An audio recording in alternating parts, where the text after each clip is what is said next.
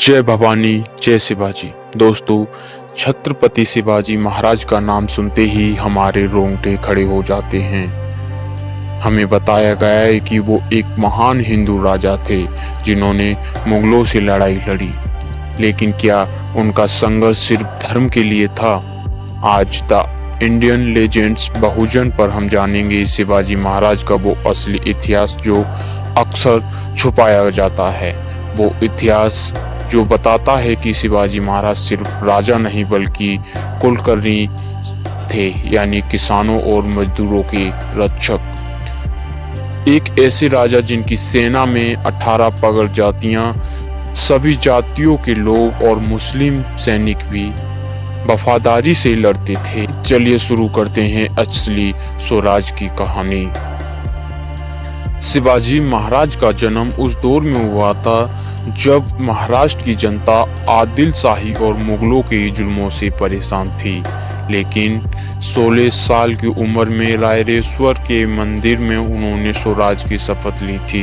उनका स्वराज अमीरों का नहीं बल्कि रियत आम जनता का राज था। उन्होंने अपनी सेना में किसी बड़े सामंत या अमीर को नहीं बल्कि जंगलों में रहने वाले मावालों, कोली, भील और मराठा समाज के लोगों को शामिल किया। उन्होंने उन लोगों को तलवार पकड़ना सिखाया जिन्हें समाज ने हमेशा दबा कर रखा था। इतिहास गवाह है कि शिवाजी महाराज भारत के पहले ऐसे राजा थे जिन्होंने किसानों का दर्द समझा। उस समय जागीरदार किसानों से मनमाना टैक्स वसूलते थे। महाराज ने आदेश दिया कि सूखे के समय किसानों से एक भी पैसा टैक्स नहीं लिया जाएगा। उन्होंने साफ कहा था कि अगर मेरे सैनिक ने किसी किसान की सब्जी भी बिना पैसे दिए ली तो उसे सजा मिलेगी।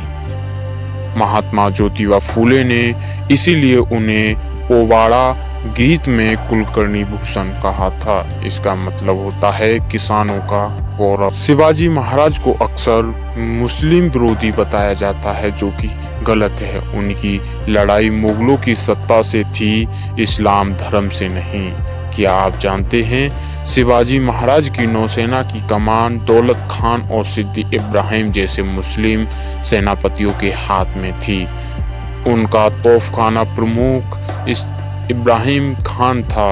यहाँ तक कि उनका पर्सनल बॉडीगार्ड जिसे अफजल खान से मुलाकात के वक्त उनकी जान बचाई थी, उनका नाम मदारी मेहतर था। महाराज ने आदेश दिया था कि युद्ध में अगर कुरान शरीफ मिले तो उसका अपमान ना किया जाए और उसे सम्मान के साथ वापस लिया जाए।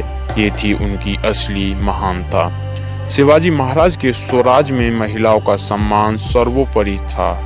जब उनके सैनिकों ने कल्याण के सूबेदार की सुंदर बहू को बंदी बनाकर महाराज के सामने पेश किया तो महाराज ने उसे अपनी मां का सम्मान बताया।